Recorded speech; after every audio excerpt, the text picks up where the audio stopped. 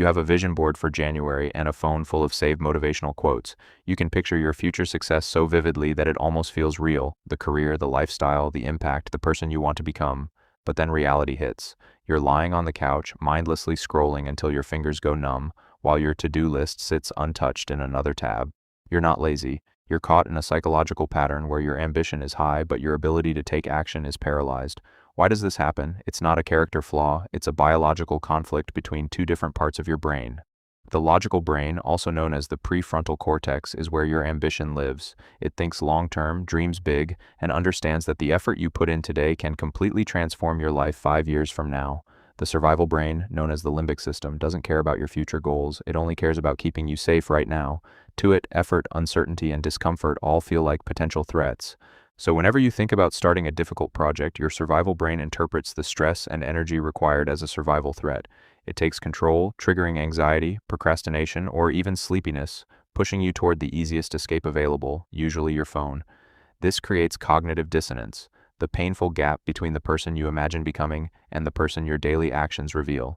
Your brain is incredibly intelligent, which also means it's incredibly good at creating excuses to keep you in survival mode. The first trap is the motivation delusion. You're waiting for the perfect spark, the moment when you'll finally feel motivated enough to begin. The second trap is the perfectionism shield. Perfectionism is often fear disguised as excellence. Your brain uses it to protect your ego.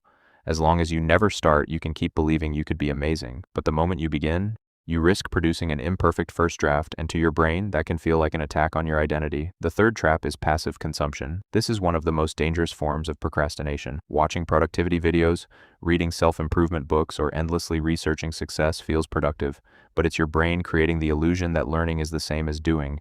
Knowledge feels like progress. Execution creates progress. To break this cycle, stop fighting your brain and start working with it.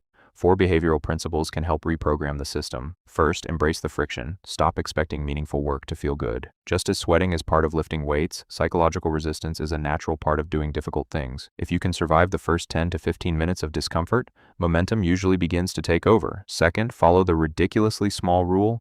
Your brain's alarm system won't activate if the task feels too small to be threatening.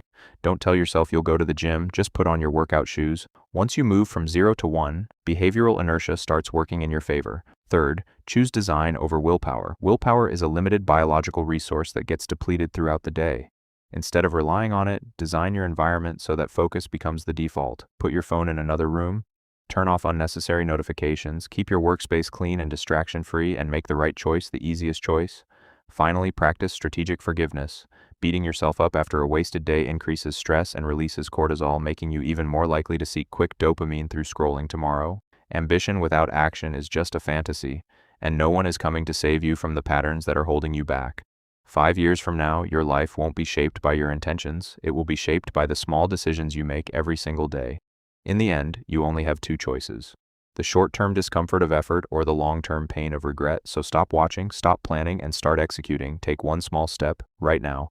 Don't just watch motivation, build it. Subscribe now and start becoming the person you've always wanted to be.